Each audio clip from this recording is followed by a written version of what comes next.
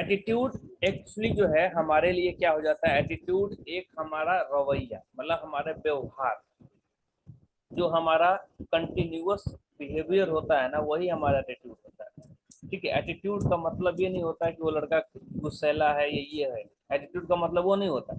Attitude का मतलब होता है कि आपका कंटिन्यूअस बिहेवियर, मतलब आपका जो हमेशा का जो व्यवहार होता है ना, वही आपका एटीट्यूड बन जाता है।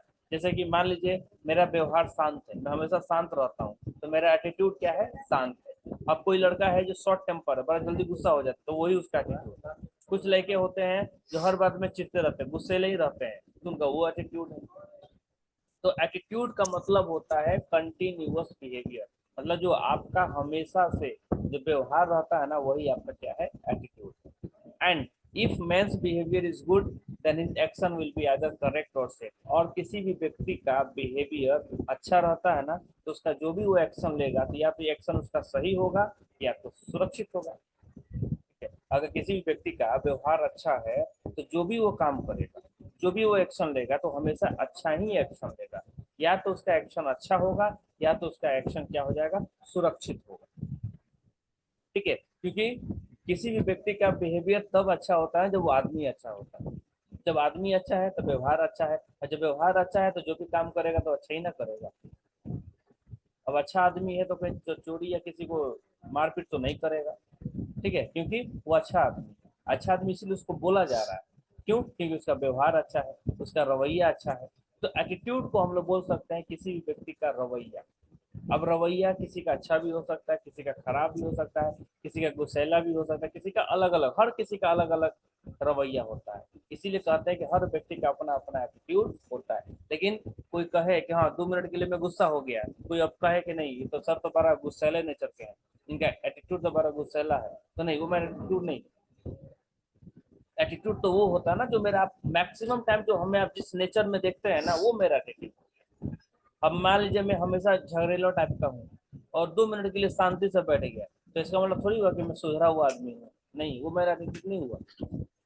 ठीक है, तो एटीट्यूड का मतलब होता है कंटिन्यूअस बिहेवियर, जो लगातार आपका जो व्यवहार होता है ना, वही कहलाता है एटीट्यूड। जैसे कि हर किसी का अपना अपना व्यवहार होता है, लेकिन जब इंटरव्यू वगैरह देने जाते हैं तो एकदम शुद्धवा बन जाते हैं। तो आप, मैं मान लूंगा क्या कि आपका एटीट्यूड बहुत बढ़िया है, नहीं, वो आपका एटीट्यूड नहीं है। ठीक है, वो क्योंकि वो क्षणिक है। लेकिन जो हमेशा लगातार आपका व्यवहार है ना, व्यवहार रहता है, रवैया रहता है, वो आपका एटीट्यूड। किसी को कोई डाउट इसमें, एनीबॉडी? नहीं सर। ओके, अब आते हैं इमरजेंसी प्लानिंग। इमरजेंसी प्लानिंग क्या होता है? इमरजेंसी का मतलब क्या होता है, एनीबॉडी? इमरजेंसी का मतलब, इमरजेंसी का मतलब क्या होता है? Anyone, what is the meaning of emergency? ठीक सर, इमरजेंसी मतलब कि सीरियस। इमरजेंसी का मतलब होता है आपातकाल।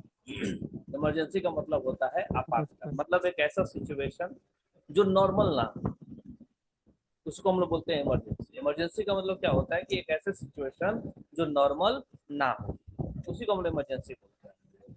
अब उस स्थिति में, इमरजेंसी वाले स्थिति में नॉर्मल रहने के लिए, सामान्य रहने के लिए जो योजना बनाते हैं ना, उसको कहा जाता है इमरजेंसी प्लान। जैसे कि हम सभी लोग जानते हैं कि इमरजेंसी एक ऐसा समय है, एक ऐसी स्थिति है, एक ऐसी परिस्थिति है जिसमें कुछ चीज नॉर्मल नहीं रहता, मतलब बहुत कुछ डिस्टर्ब हो जाता है। तो उस डिस्टर्ब माहौल में भी सही से रहने के लिए जो हम लोग प्लानिंग करते हैं, जो हम योजना बनाते हैं ना, उसी को हम लोग कहते हैं इमरजेंसी प्लान। जैसे कि मान लीजिए कि आजकल तो बहुत पहले जानकारी हो जा रहा है कि हाँ यहाँ बाढ़ आने वाला है, तो ये तूफान आने वाला है। खासकर जो समुद्री एरिया में लोग रहते हैं, समुद्र के किनारे रहते हैं, जैसे ही कोई तूफान समुद्र में उठता है, तो एक दिन पहले इनको जानकारी मिल जाती है। तो वो लोग क्या करता है, तो जितना भी वैल्यूएबल चीज है वो उसको लेके वो लोग किसी दूसरी जगह पर क्या करता है, शिफ्ट कर देता है। अब जरा सोचिए कि उनको जानकारी ना मिले तो क्या होगा, जब तूफान आएगा और उनको काफी नुकसान होगा। ठीक है, तो emergency planning can be defined as a control measure. तो इमरजेंसी प्लानिंग को हम कंट्रोल मेजर भी बोल सकते हैं। इमरजेंसी प्लानिंग को हम लोग कंट्रोल कंट्रोल मेजर बोल सकते हैं, क्योंकि इमरजेंसी के समय जो हम लोग योजना बना कर रखते हैं ना, वो किस लिए बनाते हैं, ताकि जब कभी आपातकाल स्थिति हो तो हम क्या करें, अपने नुकसान को कंट्रोल कर सकें। अब आप बताइए कि जब तूफान आने वाला होता है उससे पहले ही लोगों को हटा दिया जाता है, तो नुकसान ज्यादा होता है कि कम होता है? कम होगा। यही सी बात है, नुकसान कम हो जाएगा, क्योंकि वहां से सारे लोग क्या हम्म। हुए, हट चुके हैं, उनको कहीं और चला गया है, रख दिया गया। लेकिन जरा सोचिए कि वहां से लोगों को ना हटाया जाए, तो आप समझ सकते हैं कि ज्यादा नुकसान होगा सर। कितना बड़ा हो सकता है। ठीक है, तो उसी को बोलते हैं हम लोग इमरजेंसी प्लानिंग। ठीक है, उसको हम लोग क्या कहते हैं, इमरजेंसी प्लानिंग। ठीक है, जैसे कि बहुत बार होता है कि हम लोग भी सब कोई कुछ कमाता है, मान ली 100 रुपया कमाता है, तो हम लोग क्या करते हैं, उसमें से 50 रुपया खर्चा करते हैं और 50 रुपया जो है बचा लेते हैं। अब वो जो 50 रुपया हम बचा रहे हैं, आपको मालूम है किस लिए बचा रहे हैं? तो मान लीजिए रोज एक आदमी 100 रुपया कमाता है, वो चाहे तो 100 रुपया खा सकता है। ठीक है, क्योंकि उसे मालूम है कि अगला दिन जो है मुझे 100 रुपया फिर मिलने वाला है, तो वो 100 रुपया क्या कर सकता है, खा सकता है। लेकिन एक आदमी है जो 100 रुपया में से क्या कर रहा है, 10 रुपया बचा ले रहा है, 9 रुपया 90 रुपया खत्म कर दे रहा है, लेकिन 10 रुपया क्या कर रहा है, बचा रहा है। और दूसरा आदमी क्या कर रहा है कि 100 का 100 खत्म कर रहा है। ऐसे ही करते रहा। समय हो सकता है कि एक समय ऐसा आया कि जहां से उसको पैसा मिलने वाला था और वो पैसा मिल ही नहीं रहा, किसी कारणवश। तब बताइए, तो जो व्यक्ति जो रोज खाता था, रोज खर्च कर देता था, उसका हालत क्या रहेगा? और जो व्यक्ति रोज 10 रुपये बचा रहा, तो जो व्यक्ति दो रोज 10 रुपये बचा रहा था, वो ज्यादा दिन तक ना जीवित रहेगा इसके तुलना में, क्योंकि ये वो क्या कर हाँ रहा था, सर। 10 रुपये हमेशा बचा कर रखता था, क्योंकि कोई नहीं जानता कि कब की कैसी स्थिति हो जाएगी। तो जो 10 रुपये बचा के चल रहा था, वो क्या कर रहा है, ज्यादा दिन तक जीवित रहेगा, इसके तुलना में जो रोज 100 रुपया खा जाता था, क्योंकि उसे लगता था कि हमेशा हमको जो 100 रुपये मिलता रहेगा। लेकिन हम लोग नहीं जानते ना कब कैसा कौन सी स्थिति आ जाएगी। तो वो जो 10 रुपये बचा रहा है ना, उसको बोलेंगे इमरजेंसी प्लानिंग, जिसको आप वो इमरजेंसी में क्या करेगा, यूज करेगा। क्लियर? जैसे आप लोग ट्रेन में चल रहे होंगे तो आप लोग देखे होंगे emergency exit window, emergency window देखे होंगे आप, देखे होंगे ना, उसका ग्रिल वगैरह सब खुलता है, उसका जो लोहा वाला ग्रिल है ना वो भी खुलता है, आप लोग हाँ देखे हैं सर। कि नहीं देखे? हाँ सर। हाँ सर। फिर हम देखे होंगे। अच्छा आप बताइए कि ट्रेन में तो दो दो दरवाजे हाँ होते हैं, हाँ। बाहर जाने के लिए, अंदर आने के लिए, है। एक बोगी में दो दो चार चार दरवाजे होते हैं, उसके बावजूद भी वो दो वो इमरजेंसी खिड़की देने की जरूरत क्या है? तो उसको हम इमरजेंसी प्लानिंग नहीं बोल सकते? हाँ सर। एकदम बोल सकते हैं, क्यों? क्योंकि हो सकता है कभी ऐसा समय आया कि चारों का चारों दरवाजा लॉक, चारों का चारों दरवाजा खुलवे ना करे, या दूगो खुला दूगो हम्म। लॉक हो गया, या मान लीजिए चारों का चारों खुला है और आदमी बहुत है, तो आप बताएं कि चारों दरवाजे से तो लोग निकलबे करेंगे, अगर खिड़की है तो वहां से भी तो लोग निकल सकते हैं, तो ऐसे लोगों ज्यादा से ज्यादा हाँ लोग, सर। इस स्थिति में ज्यादा से ज्यादा लोग बचेंगे। तो हाँ सर। उसको हम लोग कहते हैं इमरजेंसी प्लानिंग। इमरजेंसी प्लानिंग का मतलब ये होता है कि कंट्रोल मेजर। इमरजेंसी प्लानिंग क्या है, एक कंट्रोल मेजर है, मतलब हादसे में जो नुकसान होने वाला है ना, उसको नियंत्रण करने का एक उपाय है। It can control the accident. Emergency planning क्या कर सकता है, एक्सीडेंट को कंट्रोल कर सकता है, रोक नहीं सकता। इमरजेंसी प्लानिंग रोक सकता है क्या एक्सीडेंट को? नहीं, ये सिर्फ कंट्रोल कर सकता है, उसके नुकसान को कंट्रोल कर सकता है, सेफ गार्ड ऑफ पीपल, लोगों को बचा सकता है, एंड प्रोवाइड इंफॉर्मेशन, वो बाकी लोगों को सूचना देने का काम कर सकता है। Emergency planning can not stop accident but it can control accident. Accident को ये कंट्रोल कर सकता है, लोगों को ये बचा सकता है। ठीक है, इमरजेंसी प्लानिंग कब यूज करते हैं, नॉर्मल समय में नहीं, इमरजेंसी प्लानिंग का यूज होगा तब जब कभी इमरजेंसी होगी तब। ठीक है, बहुत जैसे बहुत सारे ऐसी एरिया है हमारे भारत में जहाँ पे क्या होता है हर साल बाढ़ आ जाता है। तो जब पानी नहीं रहती तो लोग क्या करते हैं वहां पे जाकर रहते हैं, और जैसे ही पानी आने वाली होती है, बरसात शुरू होता है, वो लोग क्या करते हैं वहां से वो लोग हट जाता है। ये तो इमरजेंसी प्लानिंग है, क्योंकि उन्हें मालूम है कि अगर हम वहां पर रहेंगे तो हमें नुकसान होगा ही होगा। क्लियर? कोई डाउट इसमें एनीबॉडी? हाँ सर। इमरजेंसी प्लानिंग में किसी प्रकार का कोई डाउट है किसी को तो बताएं।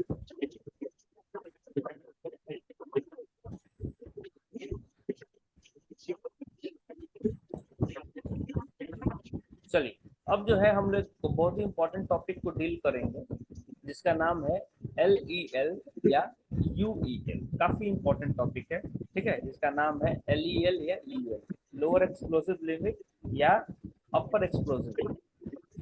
तो ये LEL क्या है? जैसे हर गैस का, जितने भी ज्वलनशील गैस है ना, उन सभी का क्या होता है, एक मात्रा होती है। जब तक उतना मात्रा हवा में नहीं आएगा तब तक उसमें आग नहीं। ठीक है, तो किसी भी गैस का the minimum concentration of vapor, gas and dust in air below which propagation of flame does not occur on contact with the source of ignition is called LEO।